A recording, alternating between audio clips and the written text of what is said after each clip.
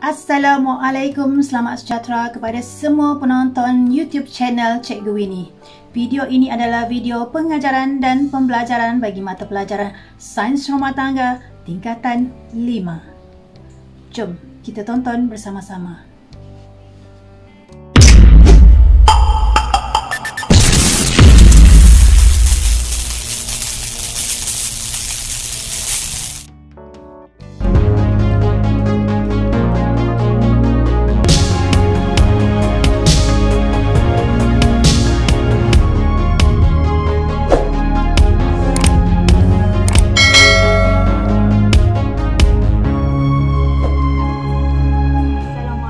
Selamat sejahtera, bertemu lagi kita di dalam PDP Cikgu Winnie.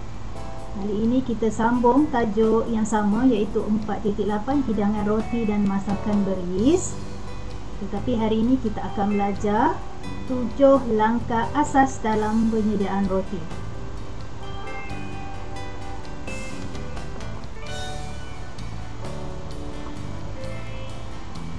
Kita tengok standard pembelajaran pada hari ini adalah sama seperti PDP yang sebelum ini, iaitu 9.8.3 mengenal pasti bahan dan kaedah membuat roti dan masakan beryis. Tetapi pada kali ini cikgu akan sambung, iaitu kaedah membuat roti dan masakan beryis sahaja, ya. Baik, kita tengok ada 7 langkah asas dalam penyediaan roti. Menarik buat roti ni. Okey, kita tengok ada 7 langkah. Apakah langkah-langkah itu? Yang pertama, melarutkan yeast. Yang kedua, mengadun dough. Yang ketiga, menguli kali pertama. Yang keempat, mengembangkan dough. Yang kelima, membentuk. Yang keenam, mengembangkan dough untuk kali kedua. Dan yang terakhir adalah membakar. Kita pergi satu persatu langkah ini, ya. Langkah yang pertama adalah melarutkan yeast. Kalau pelajar perhatikan, ya, yeast yang telah dilarutkan dia akan mengeluarkan buih-buih seperti di dalam gambar rajak itu, ya. Baik, kita tengok melarutkan yeast. Sebelum ni kita telah berkenalan dengan jenis yeast. Kita ada yeast segar ataupun yeast basah, dan juga kita ada yeast kering ataupun yeast segera. Baik, kita tengok yeast segar atau yeast basah.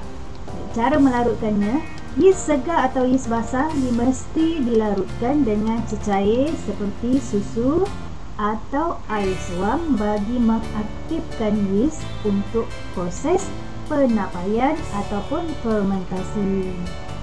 Baik, sedikit gula dicampur dalam larutan ini sebagai sumber makanan yeast. Maklumat ini telah cikgu terangkan juga di dalam video PDP cikgu sebelum ni, ya. Baik, apabila larutan yeast mengembang dan berbuih, yeast telah sedia untuk digunakan. Jadi kalau pelajar perhatikan dekat sini, ya. Ini adalah yeast yang segar ataupun yeast basah. Okey, kita tahu dia perlu dilarutkan dengan cecair seperti susu atau air suam. Baik, melarutkan yeast segera ataupun yeast kering. Baik, yeast segera atau yeast kering ni dia boleh dilarutkan bersama dengan air suam kerana yeast ini dia memerlukan air untuk berkembang dan aktif. Okey, tetapi yeast kering juga boleh digunakan terus ke dalam campuran tepung tanpa perlu dilarutkan terlebih dahulu. Kalau pelajar perhatikan dekat bahagian ni yeast kering, ya. Okey, yeast kering ini kita kena boleh campurkan terus kepada tepung gandum yang kita gunakan, dan kemudian barulah masukkan cecair. Tapi yang kalau yeast basah tak boleh, ya. Langkah kedua, bila kita telah melarutkan yeast tadi, langkah kedua kita kena mengadun dough. Okay. Bahan-bahan kering digaul terlebih dahulu. Masukkan bahan basah atau cecair dalam mangkuk adunan. Kemudian dough diadun sehingga sebati dan kenyal. Ini bahan-bahan kering kita dah masukkan. Kemudian barulah kita masukkan cecair dan kemudian kita adunkan. Okey, menjadi dough. Okey, ini dough lah ni, ya. Langkah yang ketiga, Langkah ketiga adalah menguli kali pertama. Menguli. Menguli kali pertama ni maknanya uli doh menggunakan tangan ataupun mesin pengadun untuk melembutkan doh dan meningkatkan tindak balas yeast. Jadi kalau pelajar perhatikan di dalam gambar ini, kita boleh menguli menggunakan sama ada guna tangan ataupun menggunakan mesin pengadun. Okey, pilihlah yang mana satu. Kalau mesin pengadun ni boleh dalam kuantiti yang banyak lah.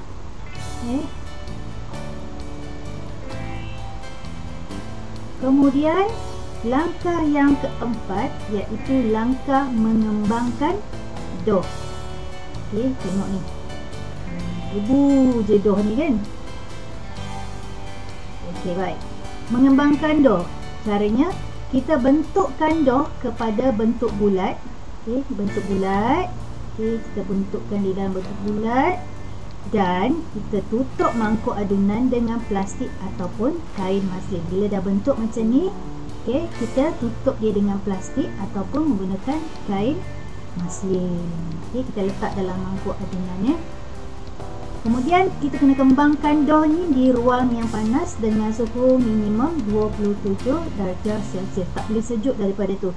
Sebab kita tahu salah satu faktor yang boleh membantu proses fermentasi, proses pengembangan doh ini adalah kita kena bagi suhu yang agak panas kepada doh kita ini. Kemudian kita perhatikan, biarkan doh mengembang sehingga 2 kali ganda sebelum dibentuk. Dia salah pula kat sini. Okey, sebelum dibentuk. Okay, maknanya 2 kali ganda. Kalau kita buat doh tu sebesar penumbuk kita, maknanya 2 kali ganda, 2 kali penumbuk kita lah. Pastikan doh kita macam tu Baik, langkah yang kelima adalah langkah membentuk. Okey, kita perhatikan ni, kalau dalam gambar ni kita perhatikan doh ni dah mengembang 2 kali. Ni gebu je tengok kan. Okey, bila dah kembang, kita kena membentuk. Okay, setelah doh kembang, kita kena letakkan doh di atas papan canai. Ini papan canai. Dan bahagikan kepada beberapa bahagian mengikut jenis roti yang ingin dihasilkan sebelum disusun di atas dulang pembakar. Okay, jadi kalau doh yang telah kita kembangkan kali pertama tadi dah kembang, kita bolehlah mencanai doh kita ini di atas papan canai. Kalau pelajar perhatikan, okay, kita boleh bentuk kita punya doh ini mengikut kemahuan kita. Kita nak bentuk dia macam-macam, nak buat pintal, nak buat spiral, nak bentuk bulat macam ni saja boleh. Itu bergantung pada apa yang kita nak hasilkan. Okay.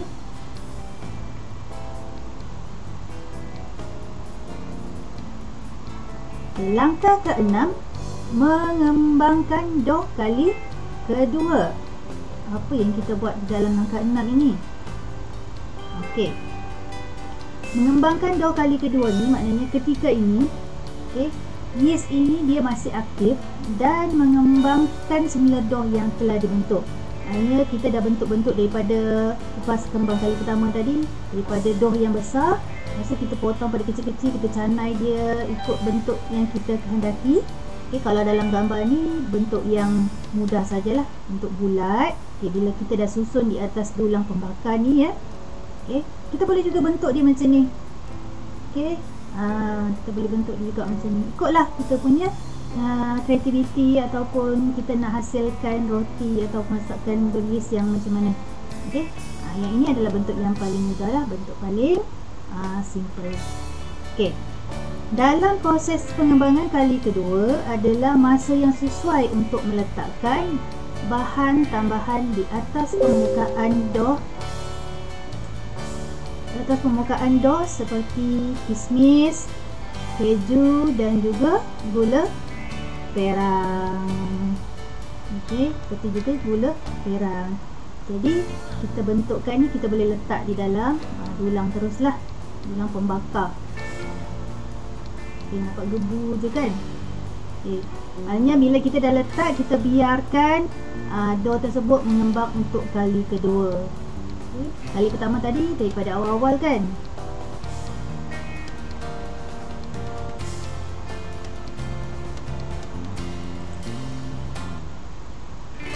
Okey, langkah seterusnya adalah membakar. Bila dough kali kedua tadi kita dah kembangkan kali kedua, jadi kita tunggu bila dah kembang, barulah kita bakar dough yang telah kita kembangkan tadi. Baik, dalam membakar ini apa yang perlu dilakukan? Kita kena panaskan ketupa kepada 180 darjah Celsius hingga 200 darjah Celsius bagi dough yang manis. Okey. Kalau 200 hingga 220 darjah Celsius ini adalah untuk roti yang berkulit keras dan kering. Maknanya kalau kita nak roti yang keras dan agak garing, okey, kita suhu dia agak tinggilah. Pengembangan yeast ia akan berterusan sehingga suhu dalam dough mencecah 140 darjah Celsius dan akan mengekalkan saiz hingga masak. Maknanya apabila kita masukkan dough kita ni untuk dibakar, ya, okey, dia dah kembang untuk kali kedua. Tapi apabila dimasukkan di dalam oven tadi, okey, apabila sampai suhu 100, kepanasan 140 darjah, dia akan kekalkan saiz. Tapi sebelum sampai cecah 140 darjah tu, dia masih, dough tu masih boleh berkembang lagi, ya, dia boleh mengembang lagi.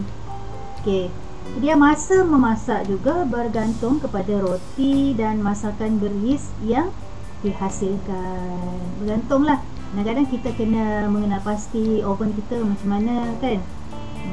Jangan dah hangit tapi masa tak sampai lagi kita biar je kita punya roti tu hangit, tak. Sebab tu kita kena periksa selalu keadaan roti ketika kita membakar. Okey, baik, itu sahaja 7 langkah dalam menghasilkan roti dan masakan beryis. Baik, jangan lupa subscribe channel Cikgu ini dan kita akan berjumpa lagi pada video PDPC Cikgu yang akan datang. Okay. Seperti biasa, Cikgu akan tinggalkan pelajar dengan kata motivasi, iaitu hiduplah seakan-akan kau akan mati esok. Belajarlah seakan-akan kau akan hidup selamanya. Demikianlah kata daripada Mahatma Gandhi. Baik, sekian saja, kita berjumpa lagi pada video PDP Cikgu akan datang. Jaga diri, hiasi peribadi. Jumpa lagi. Assalamualaikum. Bye.